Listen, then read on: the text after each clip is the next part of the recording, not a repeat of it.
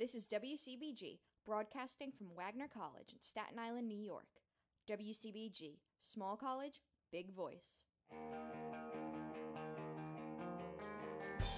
So today I have some very special guests with me, and you guys are... Sergio. I'm Jay. We're in Persei. I play drums. I play guitar and sing lead vocals. Amazing. Nice to have you guys. Thank you so much for coming. We greatly appreciate it. And I know you guys are from Staten Island, so I was wondering how you guys became a band. So I actually started the project. All these songs are pretty much stuff I've written over time and wanted to share it with friends and people and everyone and hopefully make this like a big, fulfill my dream kind of thing. And originally the bass player and one of the guitar players of the band, Andrew and Mike, they were going to be in the band, but our schedules conflicted a lot, so it was hard to gain practice and stuff like that. So I was at a party one night, a Halloween party, and me and Sergio have been friends for a while, and he plays drums. So I was like, you know what, Sergio, let's just get this together. Let's go record an EP. Screw the other guys, I don't care. I was not exactly sober during this event, but yeah, I'm glad it happened. He came up to me. I was actually, I don't know why. For some reason, I thought that that you were gonna tell me some bad news or something, because you called me and I was just I was really, really not sober. I was like, oh, something happened to Jay. A family member passed away. Something happened. I was like, there's no way. And then he's like, you want to play drums in my band? I was like, yeah, definitely. And that's how that happened. And I would think it was maybe 2 weeks later we started tracking the first EP.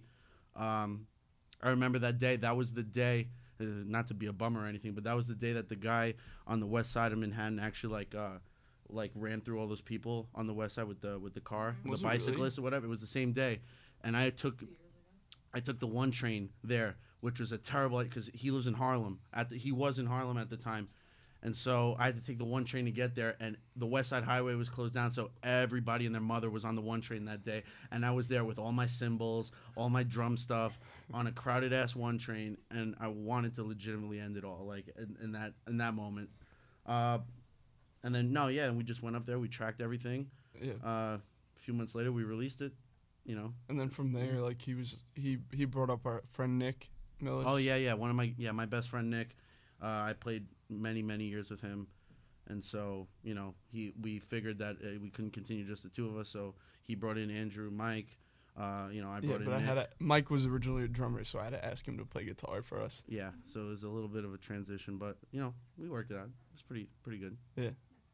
So I know you guys are from Staten Island. I'm also from Staten Island, so I was wondering what part you're from. Well, I'm in that weird in between of Tottenville and Rossville, Charleston, where Home Depot is, and Target? Yeah, by the Target, yeah. I guess you could say I'm in Rossville, but I don't know. I'm from Eltingville. Yeah. I think Mike's in Tottenville, Nick's in Rossville, Mano's in Eltingville. Well, he moved Annandale. Yeah, he's in Jersey now. He lives in Jersey. I read in the SI Live article that you guys were in marching band. I was also a band kid, so I was wondering how that influenced you guys. Well, first of all, like I was saying before, Andrew and I have known each other since middle school. We both went to IS7, and we remained close friends. And then him and Nick are both 2 years younger than I am, so they joined marching band, and we became good friends. Messing around with them, doing all that crazy stuff. And then Mike is 2 years older than I am, and we all just met through marching band. And I actually, believe it or not, me and Nick are actually so much younger than Mike that we actually never were in high school with him at the same time. He's the old man. He's going to be 26. Nick, we're in a different band, and we always played shows together and stuff like that. Yeah. So that's really interesting. Yeah. I was also wondering, how has growing up on Staten Island influenced your music style, if it has at all? Ooh, that's a good question. Back in my day, this was... Back in my day. I'm sounding old. I'm only 24. I'm not old. Well, before Sergio was really in bands, towards the tail end, there was the Cup, which is on Van Duzer Street. Cup. No, I know you played at the Cup, but it was a different animal. Yeah. We were there every weekend, Yeah. watching all these bands play, and I guess seeing what they did and enjoying it, I don't know, just got me into the music style that I am in.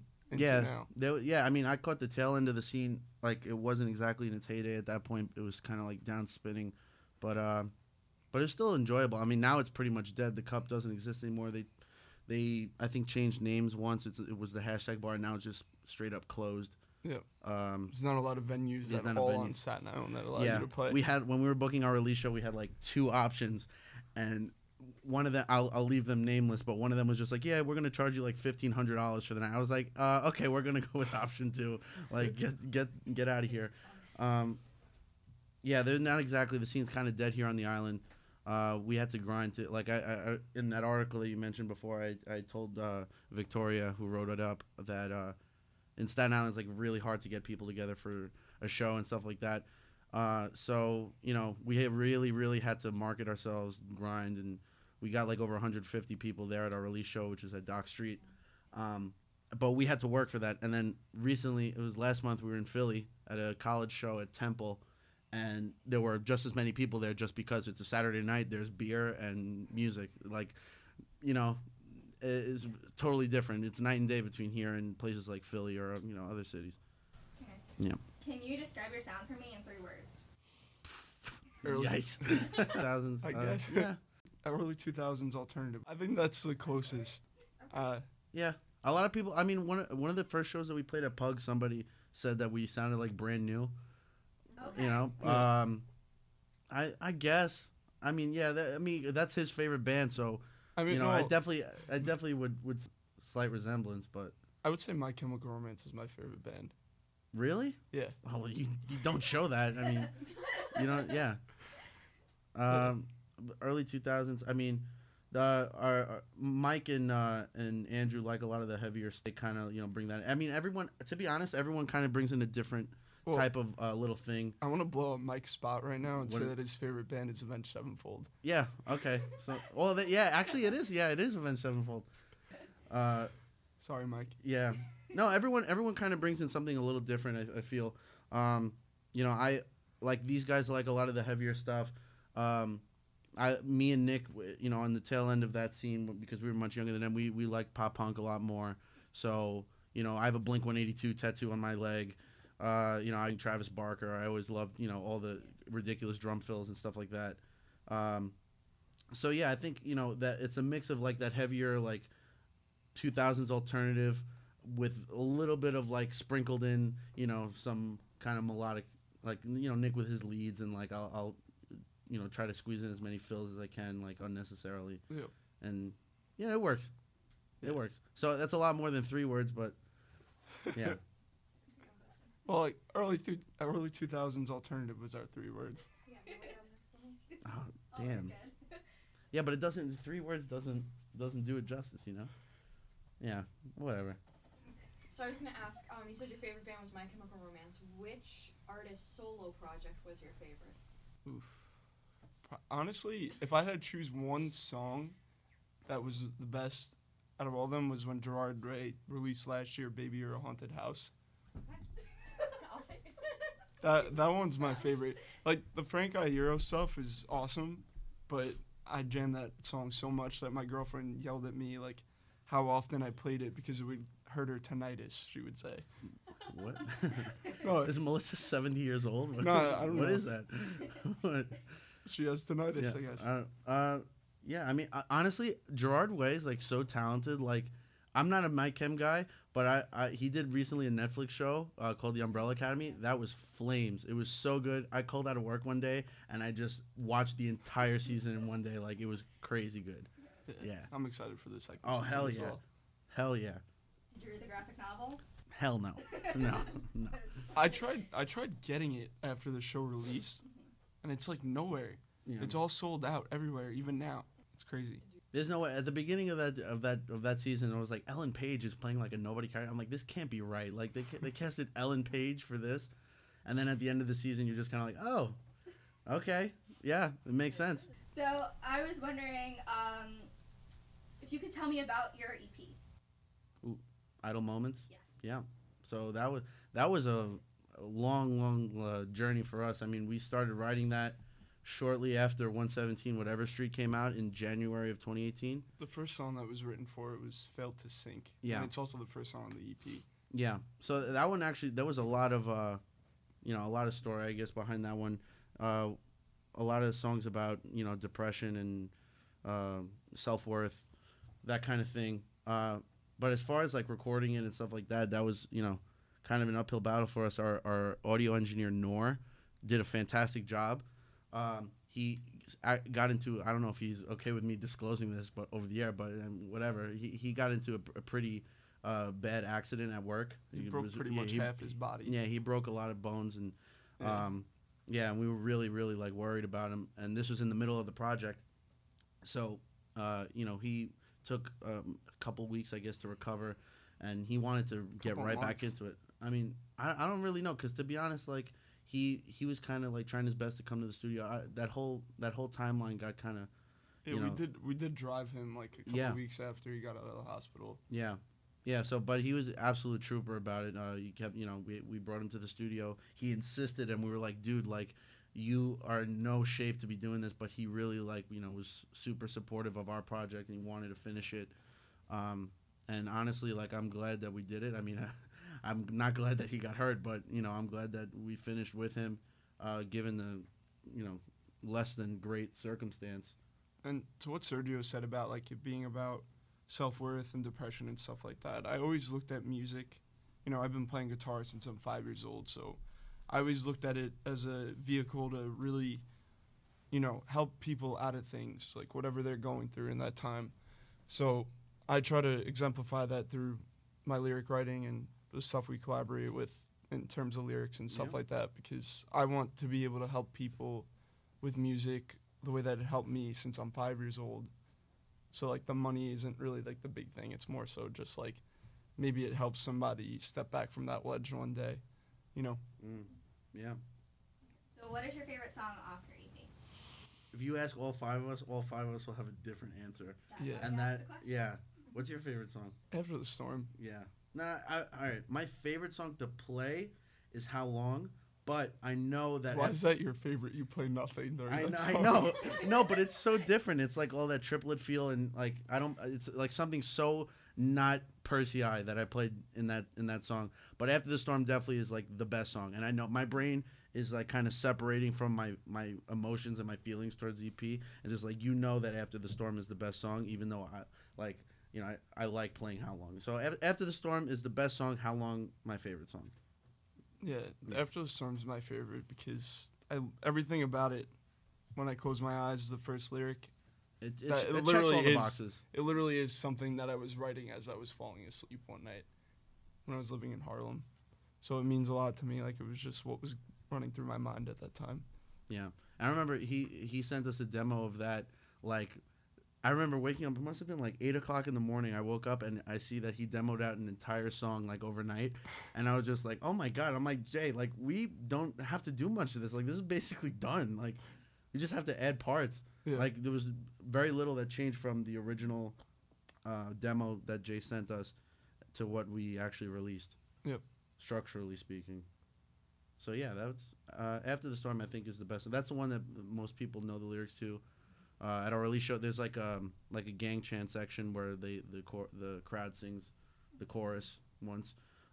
So that was pretty cool at our release show to have 150 people singing the chorus of that song was pretty dope. There's actually a Facebook Live video of my mom screaming, "Oh my God!" during that. Oh part. Yeah, dude. Yeah, dude. Yeah, your mom screamed so loud during that. I was just like, oh my God, dude. I haven't heard your mom scream that loud since like one time at band camp. I remember circling back to the marching band. I'm going to tell a funny story. That we had this game called Know That Senior. So all the seniors would line up on stage, and each one of them had a specific question about that person. And they would call up a freshman individually and say, which senior, blah, blah, blah, blah, blah. You have to pick the senior on stage that question is about. If you get it right, you get to shove a pie in that senior's face. If you get it wrong, they get to shove it in your face. So his question, I don't even remember what your question was. Do you remember? Which senior dated around the friend group? Oh, yikes. Okay. I didn't know that. So whatever. This little kid, I'm not going to say his name, but he was a freshman at the time, and he Well, got Jay's question. Before you even say that, I forced them to get. Oh give yeah. him that So question. this kid had like we had a vendetta against him, so so he knew that he was gonna get Jay's question. So he gets the question. He gets it. This kid, and I'm not even joking. I saw him from like 50 meters back, like it was an Olympic sport, getting a running start with this pie, and I see it in slow motion as it's happening. His mom yelling, "Jonathan!" as it's happening, and then boom, the kid gets whacked in the face with shaving cream or whipped cream, whatever it was. That was crazy. That went literally like when I watched the video of your mom screaming in that video, like it brought me back to that moment.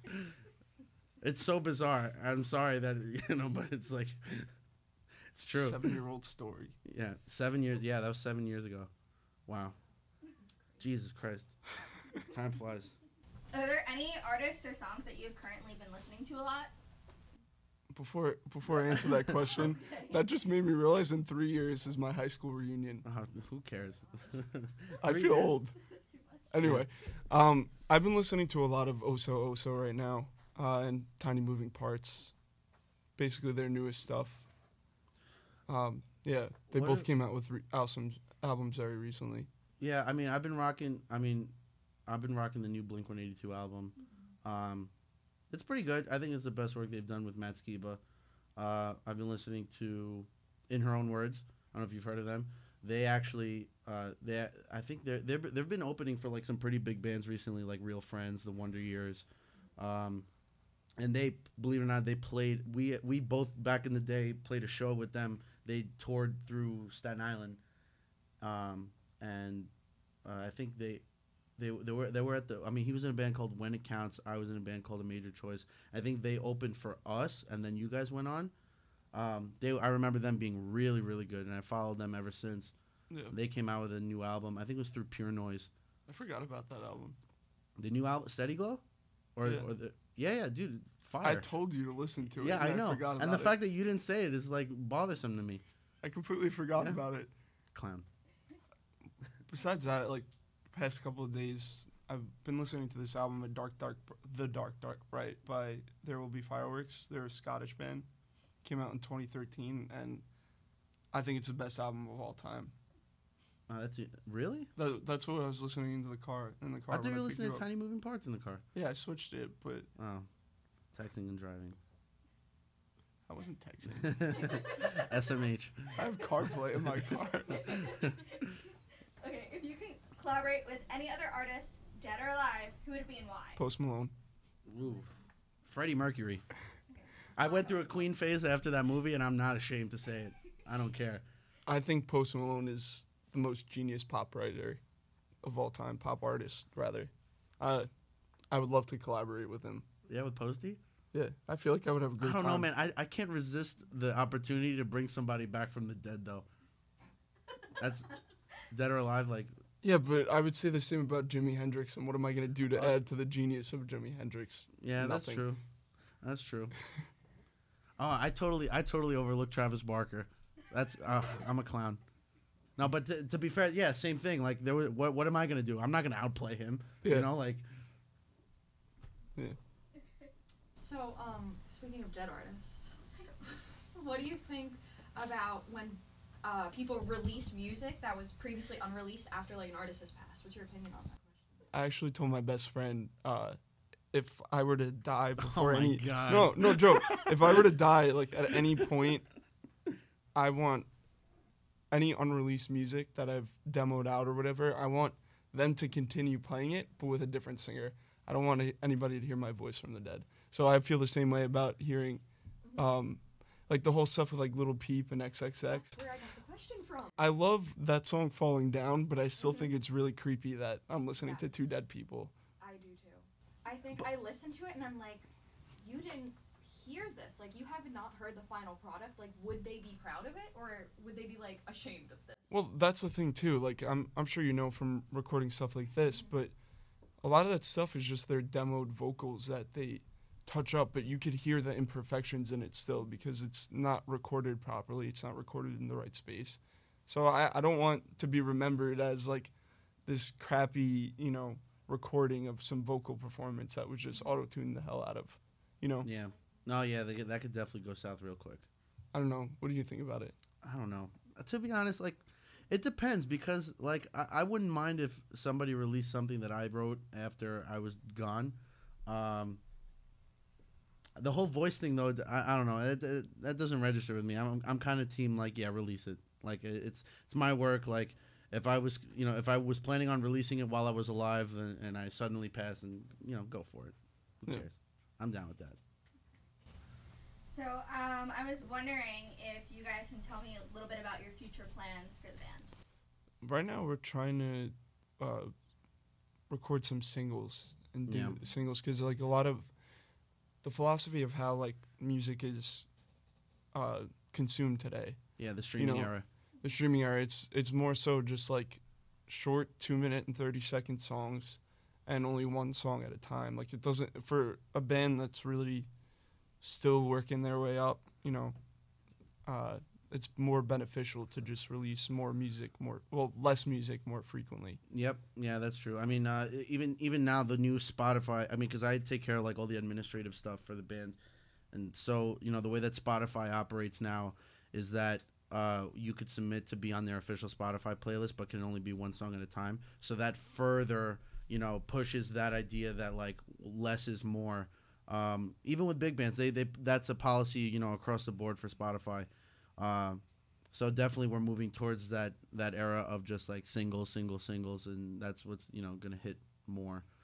Then I guess once you develop more of a following, then you can release albums because people do still release albums, EPs, all that. So for now, it's, our mindset is singles. Singles and shows, I guess. Singles and shows, definitely. Where's your favorite place to, like, do your shows? Is it obviously not really Staten Island? But I don't know. That's a good question. We've never talked about that. We've played I think at like 6 or 7 different places. Only one of them being outside of New York, and that was at Temple in Philadelphia. That was pretty lit. I don't know. My favorite place in New York is probably Amityville Music Hall. Oh, that's right. Yeah. I've never played. We've never played there, but I've played it in previous bands, and when I wasn't in the Staten Island scene, the Long Island scene was a new home, and it was great. But now I heard it's, like, dying out just like here, which kind of stinks. But yeah, I'd probably say, honestly, Soda Bar at Temple, because that was by far, like, the most fun I've had since we started the band at a show. Yeah, that was awesome. Yeah. Completely unrelated question. What's your favorite restaurant on Staten Island? I don't know. What are you gonna say? I guess I have to go with Giovanni's. Oh, you're a clown. Giovanni's. I don't know. I can't think of any other ones off the top of my head. We went. I mean, does it have to be like a casual restaurant or just any restaurant? Any restaurant. Because, like, if it's a regular everyday restaurant, I'd probably be like Town Deli, because, like, they offer a lot. And I work there, but but if we're talking about any restaurant, that place that we went to for Mike's birthday, Bayside, was hella good. Bayside's good. Dude. Everything they own is good. Bayou's great. Yeah. I spent like $50, but it was pretty good. What about you? I would say either Taste of India 2 or the dim sum place. I don't remember the name of it. It's like Ocean Palace or something. It's across the street. It's on New York. Oh, okay. Yeah, New York has some good, like, sit-down restaurants like that. Yeah. Piece of Cake in New York is dope. I try to like every restaurant on the island that has 4 stars or above on Yelp. So there's a spreadsheet. Yeah. Well, so I'm a land surveyor, and we're going around the island very frequently, and I would say, like, my favorite restaurant, not restaurant, but, like, lunch spot on the North Shore, it's right by Port Richmond High School, is that John's Famous Deli that's right there. Oof. Yeah. John's Deli. Yeah, there used to be one in Tottenville. That was hella good, too. Yeah. But the one by Port Richmond High School is specifically the best one on the island. Really? Yeah. They're the same thing. No? No. Really? No. It's the They're same not name. the same thing. All right. The best shrimp parm ever. Yeah, good shrimp parm's hard to find. I love how we completely tangented off and it's just like talking about shrimp parm and John's Deli. Yeah. Well, I'm gonna keep the tangent going. Yeah. So you have a Yankees hat on. Yes. Oh, don't get me started. Don't get me started. So my question is, how disappointed were you on Saturday night? So most of I have before he gets started, I have 2 reasons why I don't really have a voice right now. Why it's kind of a little hoarse. One is because I was screaming so loud when DJ LeMahieu hit the 2-horn home run, to the point where I was probably crying too. Yeah. And then wanted 2 to was turn it off before he hit that home run. yeah. I was like, it's done, and then he kept coming up, and they kept throwing him pitches, and I was like, all right, it's DJ, I can't turn this off now. Yeah, no, you runner couldn't. on, You can't. yeah, you can't. And the second reason is because I was at the Jet game last night, because I'm also a diehard Jet fan, unfortunately. But while I'm very disappointed, I still think that DJ home run is one of my favorite Yankee moments. Yeah, definitely. I like the DJ home run, Didi's home run from the 2017 wild card game against the Twins. I've been to the last 4 times that the Yankees were in the playoffs. I've been to like most of the home games. So, going back to Houston and losing Game 6 in a bullpen game where we were supposed to be our strength broke my heart. And I was depressed for at least 48 hours, to the point where my family was yelling at me, telling me, what is wrong with you? This is a baseball team. They don't feed you. You feed them. I go, literally like a 9-year-old, and I didn't get over it. I am still not over it, to be honest. So Yeah, thank you for bringing that up, because that's a lot of the like conversations in our band group chat are mostly about the Yankees. We have 2 Met fans, and they both like to, rag on Masahiro Tanaka, and it kills me. I want to strangle both of them. I want to strangle both of them. They ask us like 10 times a day about how much of a bad contract we think Giancarlo Stanton's contract Not is. as bad as Ellsbury's. No, Exactly. that's what I've been saying. That's what I've been saying. He hasn't played in 2 years. Nobody's even asked where he is. He's dead. He's making $155 million. Yeah. What did you think about the decision to put CC on the conference? What do you mean, roster? on the roster? Yeah. Yeah. I mean, that's tough, because my brain is saying you shouldn't, because he's clearly hurt, can't play. Yeah. To have him there as a 1-inning guy. I Probably mean, would've gotten but more my like heart, Tyler but my Reed. heart says CeCe's a goddamn bulldog, and you're gonna throw him on that mound, and he's gonna give you everything he's got, Yeah. and he did for He about did. 4 minutes. So It's almost a very poetic way to go out. yeah. You literally gave it your all, where your shoulder pretty much explodes. Apparently it did. Yeah, no, it is what it is. I mean, So you're a diehard Yankee fan Yeah. too. yeah, That was my feelings. I felt like it was a move for more posterity than logistics, because I was like, this man's going to throw 18 pitches and his knee's going to start barking, and it wasn't his knee. It wasn't his knee. It wasn't his knee. shoulder. He's 305 pounds. I remember him saying in an ESPN like roundtable, he was just like, "Yeah, when I'm pitching at 305, that's me pitching light." And I was like, "What? 305 is light?" Like, he's a big dude, and his knees, yeah, don't hold up, unfortunately. But you know what? Great Yankee, great career. He's a Hall of Famer. Yeah. And then, okay, the last Yankees question is, and then I'm done. No. I'll We stop. love. No, believe I'll me, stop. this is not out of place at all. Believe me. Did you think Boone should have pulled in Romine? And, No, No. no. He hates Gary. I hate Gary. I hate Gary Sanchez, and I would have said not to sit him. No, Even with the Butterfingers? Yeah. He was I still. dropping balls back there. When he struggles offensively, he will also struggle defensively. So my hope was that he's gonna find it behind, at the plate, and find it behind the plate. Romine's only had 2 playoff at bats in his entire career, so I don't really know what I'm doing, putting him there. I don't know. I think I ride with Gary. I mean, he hit a home run against the Astros. I don't know. He's that guy that eventually you're gonna run into one. They had the same conversation last year, and he hit the game-winning home run against the Red Sox in the only game that we won against them. It's So, true. yeah, I ride or die with Gary. I don't he's- like him. Yeah, now ride the Kraken, baby. I'm with it. It's all That's that what I thought. we very rarely find people that are like into the music scene and sports as well. So I think that's one thing that's very unique about us, because like when we go play at shows and stuff like that, it's like like typical scene kids, like the hair and the the gauges and all that kind of stuff. And when Nick shows up in his Mets jersey, like it's I think it's kind of it sets us apart a little bit, I think. Yeah. In the scene, like our image and all that kind of stuff. Yeah. Yeah. You just made me think of that time me and Melissa were in Cape May, and we were in a brewery, and the guy was like, "You're the first Yankee and Jet fan I've ever seen in my lifetime." And I was like, Yeah. "That's so weird. How have you not seen a Yankee and Jet fan?" Because he's in Cape May. That's why. They're all Philly fans. Yeah, exactly. Yeah. Oh, don't even get me started on Philly. Don't even. That's right. Yeah. That's where Joe Girardi might be going. I don't know. I think he should go to the Mets. I Yeah. think he should. I'm a Yankee fan. He should go to the Mets solely because I can't support him on the Phillies. Yeah. I mean, I shouldn't support him on either team because, I mean, I hate Philadelphia and I wouldn't root for the Mets. But You don't think he would go to the Cubs? no, they have two. They set apart like two final candidates. I think one of them is. Oh no, one of them is David Ross, the guy that was the catcher in 2016 when they won the World Series. Oh, Yeah, the guy, Really? Yeah. the old guy that Yeah. retired like right after they won. yeah. He's one of their final two candidates. I forget who the other person is, but yeah, Joe Girardi, Mets manager. I don't want to say book it, but if it's not Mets, it's Phillies.